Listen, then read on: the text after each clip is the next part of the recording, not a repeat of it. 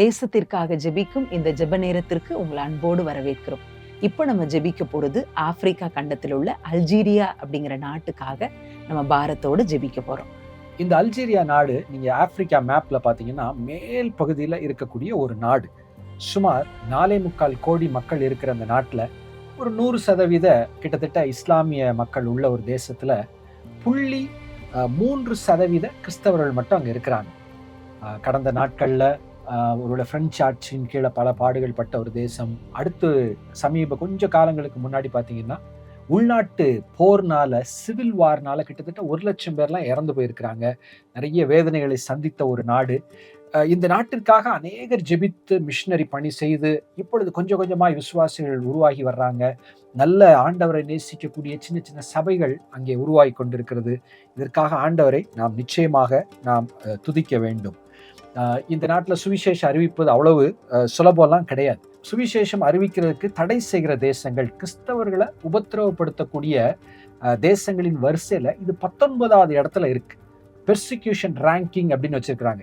எந்த தேசங்கள் ரொம்ப உபத்திரவங்கள் உண்டு அப்படிங்கிறது இது 19வது இடத்துல இருக்கு. அங்க இருக்கிற சபைகளுக்கு அவ்வளவு ஈஸியா இயங்க முடியாது. அரசாங்கங்கள் சில இடங்கள் கொடுத்துருக்கும், இங்கதான் நீ ஆராதிக்கணும், மற்ற இடத்துல பண்ண முடியாது அப்படின்னு சட்டங்கள்லாம் உள்ள இடங்கள். விசுவாசிகளுக்கு நிறைய போராட்டங்கள் உண்டு. முதல் தலைமுறை கிறிஸ்தவர்கள்னாலே திருமணம் என்று வரும்போது ஆண்டவர் ஏற்றுக்கொண்ட பெண் பிள்ளைகள் இருப்பாங்க.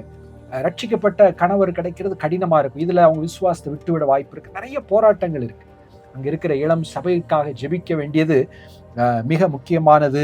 கிட்டத்தட்ட ஒரு 22 மொழி பேசுகிறவர்கள் அந்த இடத்துல இருக்கிறாங்கன்னு சொல்லி புள்ளி விவரங்கள் சொல்லுது. இங்கே சுவிசேஷம் அறிவிப்பது மிக முக்கியமாய் ஆண்டவர் பயன்படுத்தப்படக்கூடிய ஒரு கருவி என்னன்னா ரேடியோ. TWR நம்ம ஒருவேளை கேள்விப்பட்டிருக்கலாம். நம்ம நாட்டிலேயும் TWR ரேடியோ மூலம்லாம் ஊழியங்கள் உண்டு. அந்த TWR டிரான்ஸ்வேர்ல்ட் ரேடியோ மூலமாக அந்த சுவிசேஷம் அறிவிக்கப்பட்டு வருகிறது. அதுல இன்னும் ஆண்டவர் வல்லமையை கிரியை செய்யணும், இன்னும் அநேகர் அதன் மூலம் தொடப்படணும்னு சொல்லி நம்ம ஜெபிக்கணும். இன்னும் சேட்டலைட் சேனல்ஸ் மூலமாக அநேக வீடுகளில் டிஷ் இருக்கிறது, நம்ம நாட்டில் போலவே அங்கே இருக்கு. அதன் மூலமாக சுவிசேஷம் இன்னும் சென்றடையணும்னு சொல்லி இந்த காரியங்கள் எல்லாம் மனசுல வச்சு நம்ம இப்போ சேர்ந்து ஜெபிக்க போறோம். இருக்கிற இடங்கள்ல ஒரு தனிநபர் அவங்க அறையில உட்காந்துருக்கீங்க, எங்களோடு சேர்ந்து ஜெபிங்க. குடும்பமா இருக்கிறீங்களா, கணவன் மனைவியா நீங்க எங்களோடு கூட டிவிக்கு முன்பாக அமர்ந்து எங்களோடு ஜெபிக்கும்படி உங்களை அன்போடு அழைக்கிறோம். நாம் ஜெபிக்கிற ஜெபத்து நிமித்தமாக இந்த அல்ஜீரியா தேசத்தை ஆண்டவர் நிச்சயமாய் ஆசீர்வதிப்பார்.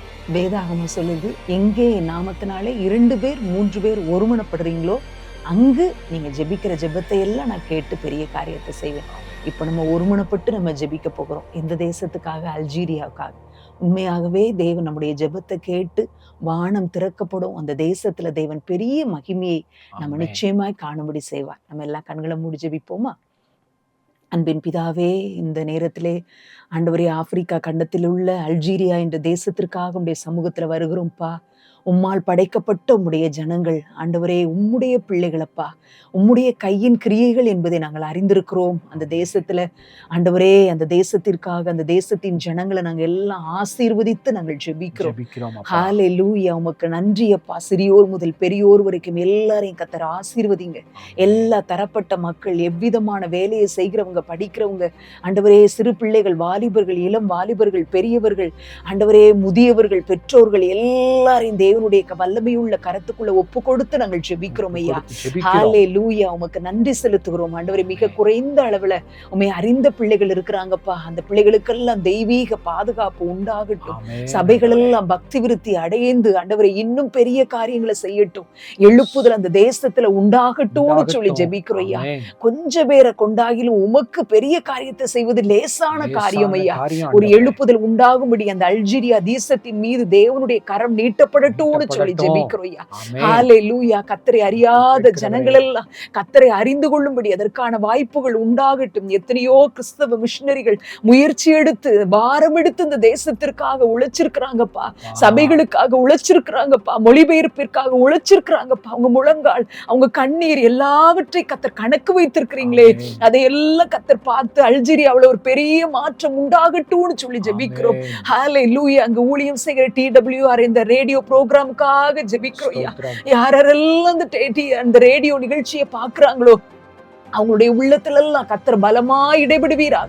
யாரிடத்துல எல்லாம் நேரடியா சுவிசேஷம் போக முடியாதோ, மனிதர்கள் மூலமாக போக முடியாதோ, அவர்களுக்கெல்லாம் TWR மூலமாக தேவனுடைய வார்த்தை பலமாய் அவர்களுடைய இருதயத்துல தொனிக்கட்டும்னு சொல்லி ஜெபிக்கிறோம். ஆண்டவரே, இரும்பும் ஆண்டவரே, ஆண்டவரே, கடினமான காரியங்களை உடைக்கிற கர்த்தரப்பா, கட்பாறையில் உடைய விரலை வைத்து எழுதின தேவன், எப்பேற்பட்ட கடினமான இருதயங்களையும் உடைய வசனம் தொடட்டும்னு சொல்லி ஜெபிக்கிறோம். ஆண்டவரே, மனதார அந்த தேசத்திற்கு ஆசீர்வதித்து ஜெபிக்கிறோம். ரட்சிப்பு உண்டாகட்டும், ஆசீர்வாதம் உண்டாகட்டும், செழிப்பு உண்டாகட்டும், குறைவுகள் நிறைவாய் மாறட்டும்.